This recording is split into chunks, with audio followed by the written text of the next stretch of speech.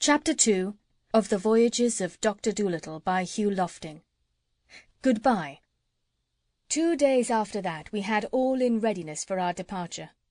On this voyage Jip begged so hard to be taken that the doctor finally gave in and said he could come. Polynesia and Chee-Chee were the only other animals to go with us.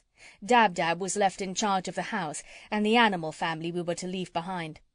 Of course, as is always the way, at the last moment we kept remembering things we had forgotten, and when we finally closed the house up and went down the steps to the road, we were all burdened with armfuls of odd packages. Halfway to the river, the doctor suddenly remembered that he had left the stock-pot boiling on the kitchen fire. However, we saw a blackbird flying by who nested in our garden, and the doctor asked her to go back for us and tell Dab-Dab about it.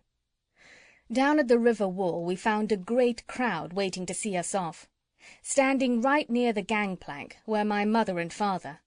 I hoped that they would not make a scene, or burst into tears or anything like that, but as a matter of fact they behaved quite well, for parents. My mother said something about being sure not to get my feet wet, and my father just smiled a crooked sort of smile, patted me on the back and wished me luck. Goodbyes are awfully uncomfortable things, and I was glad when it was over and we passed on to the ship. We were a little surprised not to see Matthew Mugg among the crowd. We had felt sure that he would be there, and the doctor had intended to give him some extra instructions about the food for the animals we had left at the house. At last, after much pulling and tugging, we got the anchor up and undid a lot of mooring ropes. Then the Curlew began to move gently down the river with the outrunning tide, while the people on the wall cheered and waved their handkerchiefs. We bumped into 1 or 2 other boats getting out into the stream, and at one sharp bend in the river we got stuck on a mud bank for a few minutes. But though the people on the shore seemed to get very excited at these things, the doctor did not appear to be disturbed by them in the least. "These little accidents will happen in the most carefully regulated voyages," he said, as he leaned over the side and fished for his boots, which had got stuck in the mud while we were pushing off.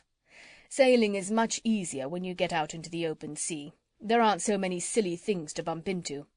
For me, indeed, it was a great and wonderful feeling, that getting out into the open sea, when at length we passed the little lighthouse at the mouth of the river and found ourselves free of the land.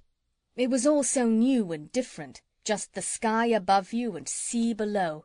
This ship, which was to be our house and our street, our home and our garden for so many days to come, seemed so tiny in all this wide water, so tiny, and yet so snug, sufficient, safe. I looked around me and took in a deep breath. The doctor was at the wheel, steering the boat, which was now leaping and plunging gently through the waves. I had expected to feel seasick at first, but was delighted to find that I didn't.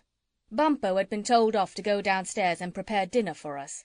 Chee-Chee was coiling up ropes in the stern and laying them in neat piles. My work was fastening down the things on the deck so that nothing could roll about if the weather should grow rough when we got further from land. Jip was up in the peak of the boat, with ears cocked and nose stuck out like a statue, so still, his keen old eyes keeping a sharp lookout for floating wrecks, sandbars, and other dangers. Each one of us had some special job to do, part of the proper running of a ship. Even old Polynesia was taking the sea's temperature with the doctor's bath thermometer tied on the end of a string to make sure there were no icebergs near us. As I listened to her swearing softly to herself because she couldn't read the pesky figures in the fading light, I realized that the voyage had begun in earnest, and that very soon it would be night, my first night at sea. End of chapter 2.